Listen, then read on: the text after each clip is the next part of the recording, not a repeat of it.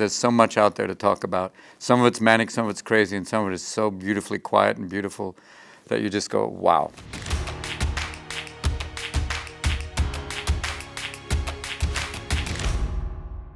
It was actually high school. It was the senior year of high school. They had like a class review where they got to make fun of the teachers. And I could do a pretty dead-on impression of a couple of them. And that was the beginning. I went, oh, this is nice. And then I went to an all-men's college, Claremont Men's College, to study political science. But it turns out the only place the ladies were was the theater classes, and specifically the improvisational theater classes, where they had this wonderful teacher named Dale, who was beautiful. She was 25, and we were all 18 going, yes, she's the one. So that was the beginning of going, I actually, years later, I met Rod Steiger. He said, I went to acting courses. Why? Because the ladies were there. That's where the ladies were. So that was the beginning of like, okay, this is a nice place to meet people. And it was this beginning of getting laughs, especially around improvising, which I went, you literally can create it there in that space. I went, yep, okay. Let's do this. We started off with a small theater of about people that could fit like 20 people. And then by the end of the semester, it was up to doing shows in the big auditorium for like 500 people. So it was like, this is working. This is great. Bad news is it didn't help my political science courses. I failed all of those. My father said, I'm not paying for you to go to that school anymore. So all of a sudden, I chose theater by default. But I was off and running from then. I was both, actually. I think it was the idea of working specifically in a company like Second City or the Committee in San Francisco. And when I couldn't find, really the acting work, I went back, like my father said, come home, and I went to a local junior college where the theater department was so good that I started doing plays because that's it, okay, do plays. And it was the beginning of kind of, okay, classic, and eventually to Juilliard on a scholarship to become a classically trained theater actor, a thespian. Your mother and I never knew you were a thespian. But it was the beginning of that thing of, okay, training in the tradition of Radha, deep training. The first day I was there, I got into the school on an advanced program, which is like a 2-year accelerated, almost like an MBA, except, none of us had college degrees. But it was Christopher Reeve and myself were the 2 students. He was chosen because he's stunningly handsome, and I was chosen to be a character actor, which is kind of, little hairy boy, you be funny. And we sat down with Housman, and I remember, I think I paraphrase this now, but he was basically saying, Mr. Reeves, Mr. Williams, the theater needs you. You should go and be soldiers in the army of the theater, unless, of course, you can make shitloads of cash doing films. I'm going off to sell Volvos. So it was like, he was this very elegant guy running the school, but at the same time pretty sweet and wonderfully, when you find out his past, a radical. And I think he was kind of happy that eventually, that along with doing theater and stuff, that some of my stuff was political in nature and satire and all that other stuff, because for him, theater should be a political force. I remember one time we were at a benefit, and this is PBS, so good luck using this. I said, John, what do you think of this benefit? He said, it's a lot of old ladies gathering together to give me cash. It's basically a dry hump. But it was at that point I went, Uncle John, wow. But a great guy to have around. I mean, just kind of, that one. He was almost like the Wizard of Oz, like, don't look behind that curtain, boy. But, pretty astonishing character. And all these people he gathered together to teach at Juilliard were because of him, I think, because he was so kind of charismatic. It gives you some chops. I remember I used to do this improvised Shakespearean play, so that's the way you like it. But it just gives you tools. It's just the idea. A lot of times when I was first starting to do stand-up comedy, I remember there was one show we did at a club, and it was the opening night of this club, and the mics all broke, and the sound system went out, and the guys went, what are we going to do? What are we going to do? And I can talk loud. And that was the first time. And that when I kind of also determined my style of just being off mic and not a standing target, working the whole audience and using that ability to project my voice to kind of change the perspective in the room. So that was the beginning of using literally one of those skills. And, later on using the kind of the mask skills and Mrs. Doubtfire of, it's kind of like interior puppeteering, What a great phrase. I know, it sounds like rectal ventriloquism, but what are you doing? Interior. What do you say, Johnny? Nice to be here. What was your act? This is the act. Stop it. This is the act. No, actually, I came back home. I left Juilliard. I fell in love with this girl, and I left Juilliard and came home to San Francisco. And I couldn't find any acting work. I did one play with some people that we put together a play. We did Harold Pinter's The Lover, which is a really strange play. But all of a sudden, I saw this ad, or someone told me, they have stand-up comedy workshops at this Intersection Coffee House, which is I think it was a Presbyterian coffee house in San Francisco. And then eventually they had workshops, and eventually they would have, performances, and which was great because usually the performances followed an evening of lesbian poetry. So it was always, you get an interesting audience. And they really were not ready for, don't do that joke. That one may not play very well with the ladies in comfortable shoes. So it was it was the beginning of just this idea of performing. And a lot of the clubs there was a few clubs that had comedy as kind of as a sorbet in between the music acts. There was a place called the Holy City Zoo, which had basically folk music, and once a week they'd have comedy as kind of like, hey, we'll switch it up. And then it started to be this thing, it started to build, that other places started to have it. And then started going, and literally getting paid, you share the door with it. And eventually it was the idea of, okay, started to think, I can do this. And eventually went, okay, then the next step is to go down to LA, which was, the beginning of, okay, now take it down there and try and, get a job, that was very interesting. Yeah, it would just be ideas more like premises of like, one was a football quarterback on LSD, could happen. And there were just, premises and weird kind of, one was a kind of the Badass School of Soul. It was basically teaching white guys how to be funky, and it was just premises that I would try and work out. And then a lot of it was just built off of there was obviously the Shakespearean stuff I could do. One was a Russian stand-up comedian, kind of a takeoff, named Nicky Landon, who did suppressions, and now Soviet ventriloquism. Johnny, you happy to be here? We can now be used now with Medvedev. But it's the idea of, just starting off with concepts and then just building off of that. And weirdly, a lot of times just playing off the audience. But, it took a while to kind of just get the feeling of, okay, try this, try these. And ostensibly as characters, but jumping around a lot of different characters. There was a little kid, a kind of pretentious I remember I did a character called Little Andrew, who was very, very intelligent. A long time before the iPad, I was basically downloading information. How? Psychically. Don't make me hurt you.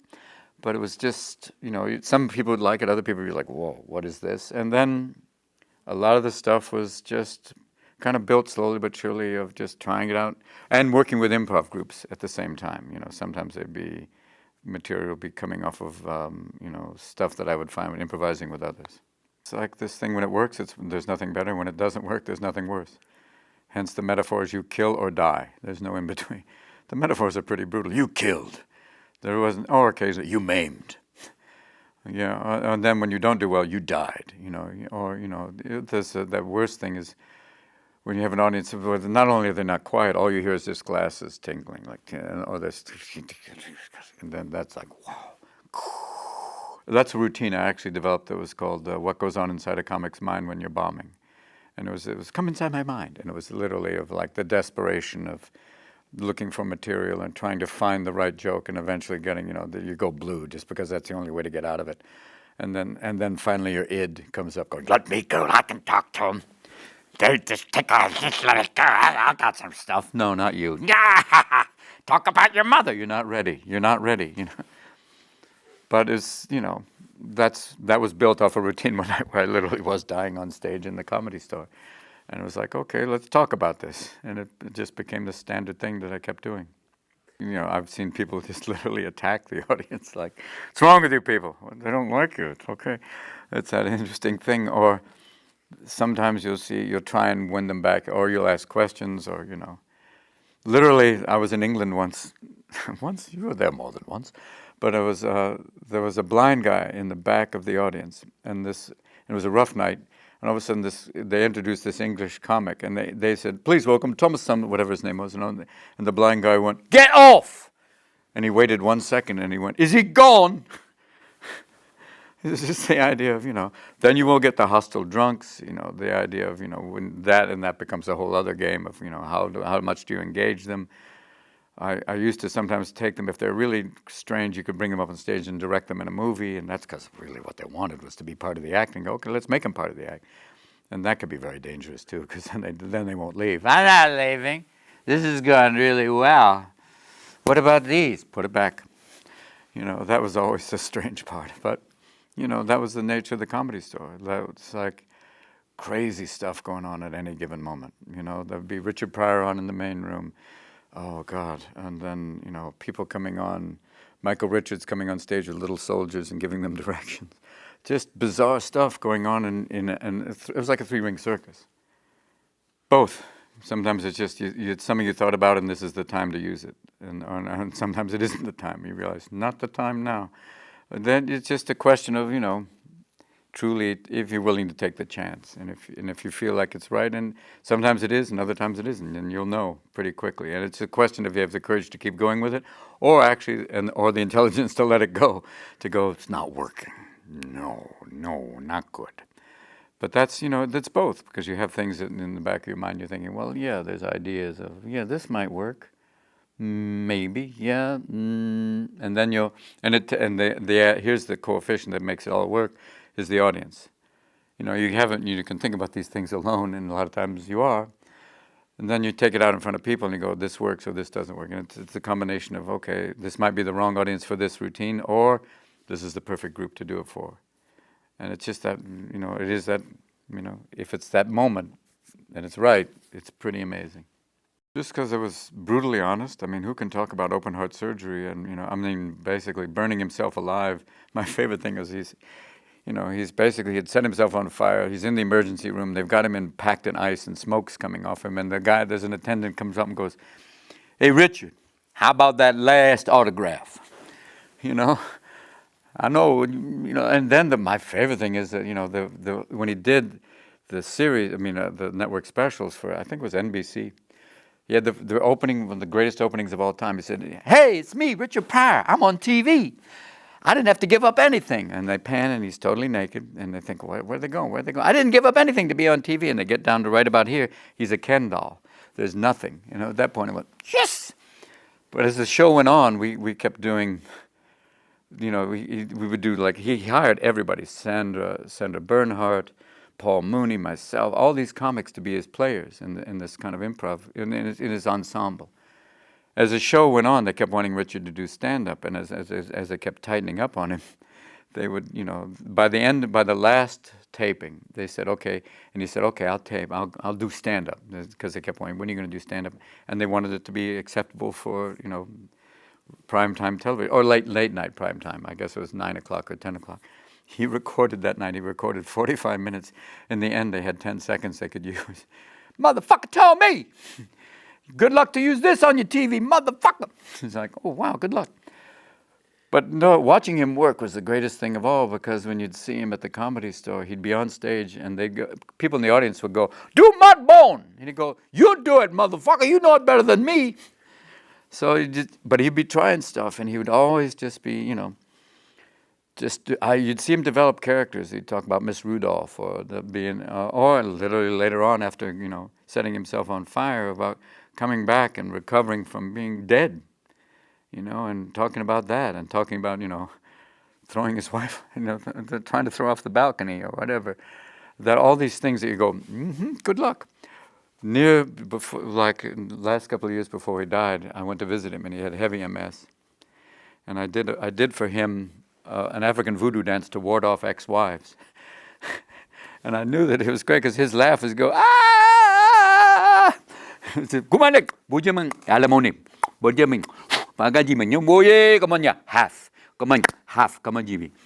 And you just see him go, ah! But the greatest thing of all was to get a laugh out of him, because it's like, seeing Buddha crack it up. It was wonderful, because if you got a laugh from him. And he would say, "Damn you, that's funny. Ah!" And he'd go big. If you got him, he'd go big. And that was always just a great thing to see. Just to see him riff was like, it's like seeing a great, I've been hanging out with Mort Sahl. And it's like seeing great jazz. You know, when you saw him kick it hard, it would just be like broken field running. Or he'd find a character that would just be so painful, but at the same time so funny. Like a wino talking to a junkie going, "You don't understand. I know how to deal with the white man." It would be like, totally. Yeah, my favorite routine of all he did was going, "I'm going to satisfy a woman. I know how to satisfy a..." Where'd she go?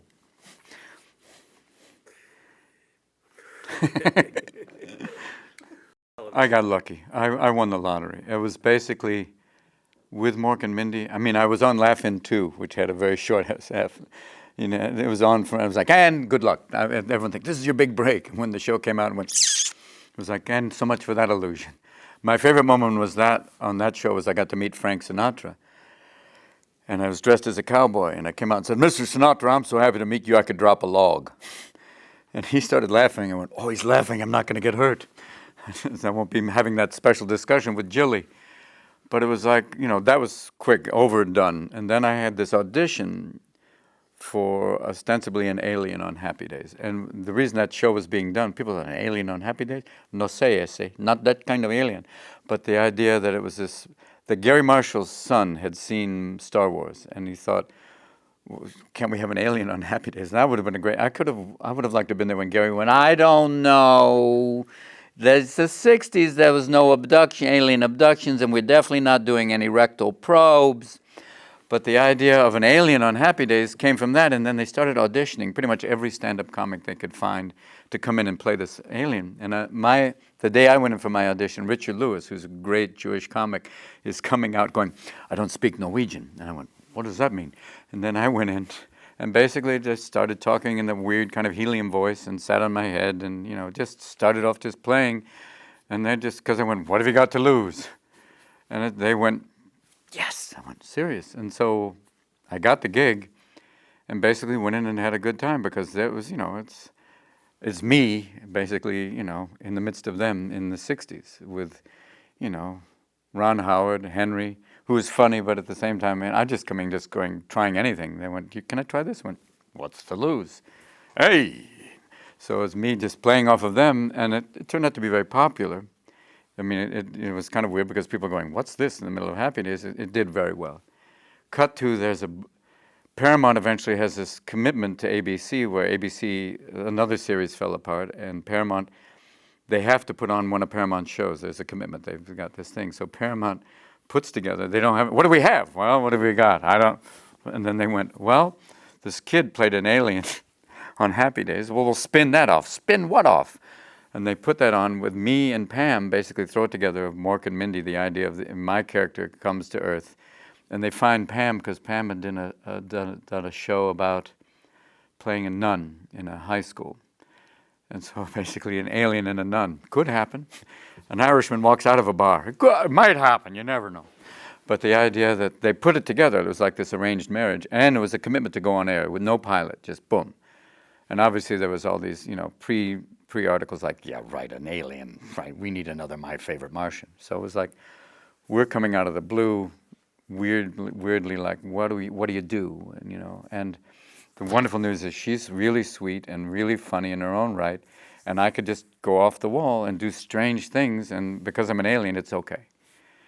And, you know, they put together the standard TV show, and the weird thing is, the first taping of our first show, we come out and they introduce us, and we notice the audience is laughing at pretty much everything. "Ladies and gentlemen, please welcome." All of a sudden, they looked out, and we went. It turned out almost the entire audience was mentally handicapped, mentally challenged. And then they finally, after 10 minutes, went, "I think we're going to have to take a break, ladies." "Baby, take a break!" And they had to go get another audience. That would have been the greatest laugh track, I think, in the history of television. Hello, hello! That, I think, would have been, if they had done that, I think that would have changed television by probably 10, 15 years already. Like, poof, that would have been already like, wow. That would have changed the parameters. But cut to the first year, basically, they're basically just taking things from my stand-up act and putting it in as basically me learning about humans And at the end, having the thing of talking to Orson every week, and they just took my stand-up and then plugged it into the series.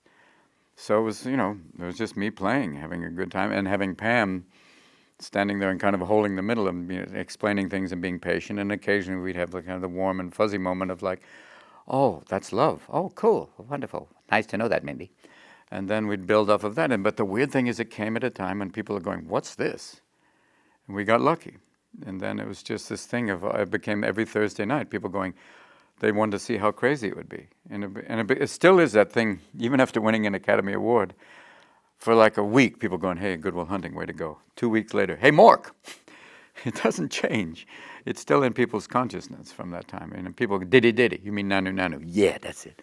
But it's that thing of, it just kind of, it struck a chord because it was so kind of out of left field in that way. But it was a blast. The first year was crazy fun.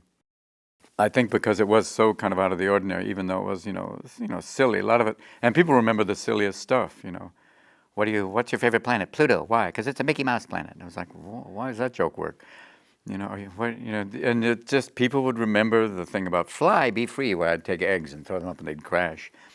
And just the idea that it had this weird kind of silliness, but underneath it sometimes there'd be other, they had to have a censor who spoke Spanish, 3 or 4 different languages, because I was sneaking things in different languages, and they went, she knows what that means. Really? Oh, sad. Because I was using, sometimes Mork would speak Yiddish. Was magst du, Mindy? Yes, and that must have been. And some Hasidim watching it, thank God it's Thursday, we could watch.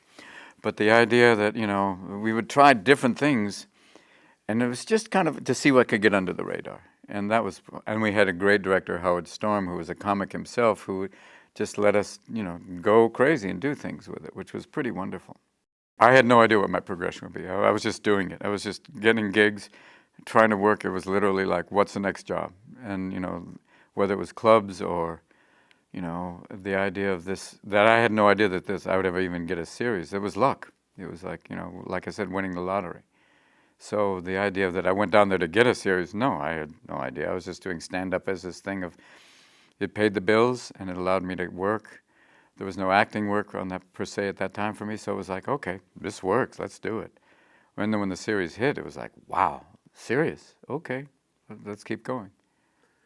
I remember this one network executive said, you're the funniest man I've seen since Jack Carter. I went, thank you somewhat. That was just a bizarre thing. And as the show went on, we had, the first year was good, second year was good, and then the network they got kind of greedy and they took us off. We were in a kill zone with Happy Days and Laverne and Shirley, and the night was really strong. And then I think they think, we'll take other nights. We'll divide and conquer. So they put us on different nights, and then in order to jack up the ratings, they started to, literally one of the episodes was myself, Raquel Welch, and 2 Playboy bunnies, former Playboy centerfolds, I think, literally. And there are a lot of little kids who went through puberty watching that episode. I think that really changed and we lost, I think, a lot of the audience at the point, because they went, and then I was dressed as a Denver Bronco cheerleader, and at that point it was just, okay, we're starting to go away from the innocent Mork to like, this is bizarre transvestite comedy. And it was this thing of, you saw it changing, and then by the last year, which was kind of wonderful. I think they were kind of, well, whatever. And we came up with the idea, and I think it was Dale McCraven or came up with the idea of having Jonathon Winters play my son. And we went out swinging strong, because having Jonathon on was the best, because it was my idol. And I remember watching him with my father. My dad was kind of, very kind of quiet like this. And Jonathon did a thing where he came on one time on the Tonight Show with Jack Parr, and he came out and said, Jack said, what are you? I'm a hunter. I'm a great white hunter. And what do you hunt? I hunt everything, and I love to shoot mainly squirrels. What do? I aim for their little nuts. And then I saw my dad lose it, and I went, okay, this guy, I like this guy. But when we had Jonathon on, it was amazing, because he and they would just do these things about Jonathon and Robin riff here, or they just say, and we would shoot. One time we did a World War I takeoff. They shot for like 45 minutes to the point where the cameras were running out of film. They were like machine gunners at Guadalcanal. I'm out! Get a gun at camera 3! And we were just riffing, and then eventually they would cut it down to 5 minutes, but it was amazing stuff that Jonathon would just go off. I don't know anymore. No. And he'd play his petulant little kid like, you don't do it anymore, Dad. And then he'd see a beautiful woman going, but her I understand, easy. And his name was Mirth, which was kind of wonderful to have a kid named Mirth. Daddy, I don't know anymore. This is pretty. Can I talk to her alone? No, Mirth, you can't touch her. You want to play puppets with her. I want to show her the puppet. We can't do it. It's television. You can't do that. No. I think he had this kind of, I don't know if it was a writer's block or they would give him stuff to say that if he didn't think it was funny, he couldn't memorize it. They would put it on, even when they put it on cards, it would just be like, oh. And because he's so naturally funny that he had, I think it was like tissue rejection. They would write him stuff to say it, it just, and he'd go, I don't, no. And I think, like we said, when writers take control, or they would throw concept at him, because he's so instinctually funny that you just want to go, let him go. Let him free range. We'll be there. Then when they did, it would work. But I think by that point, the show was in such a point that the people who still hung in with us hung in because they were fans of comedy, and the rest are going, why does he have whatever age Jonathon was at the time, a 60-year-old kid? I'm not watching this anymore. This is crazy. What kind of meds are they on? Everything. So the idea that, what we were doing, and him saying that he would have, he didn't want that control, because he's at his best. He's painting with words and sound effects. And what is this? It's a box. What are they? My favorite thing he ever did was the thing about a mad scientist. What have you made? I've made little men. And he'd open the box. Want to see them? What are they doing? What are you going to do with all those little men? What are they looking for? Little women, you fool. It was like, But hanging out with him was the best. It would take him literally sometimes 30 minutes to get from his car to the set on Mork and Mindy, because he would stop and perform for everybody. One day he confronted Barry Diller, which I wish I was there. Hello! I went, not that character for him. Not that character. Don't do the Raging Queen. Ixnay on the Inque. But it was pretty amazing. We run parallel universes. I think that, the idea that he made it possible for me to think that you can do anything, to create any character, creating a world, he made it possible. The fact that he, like you said, when you saw him on his show, where he would come out with a box of stuff and just take out something. One time I remember he came out and said, my name is Tommy Turney. I come from the country of Tangwai. Our main export, and he said, our country is 400 yards wide and 20 miles long. What is our chief? And then they said, what is your chief export? Mainly rope. It was like, and he just started building these things. Or he would just give him a hat, and he'd give him a cowboy hat. He could go for days, because he would just speak. I don't know now. What? I don't know now. Hold on. I'll put in the teeth now. Go down to Santorini now. My favorite line, he once said, everyone talks about Will Rogers. He never met a man he didn't like. Of course, he was in his basement all the time playing with a rope. But it was like, that was John. It was just him. He made it possible to do voices, characters, sound effects, and all these different things that just opened the world up. He was morphing before the technology. So that was for me like the beginning of like, wow. Oh, everything is your plaything in that sense.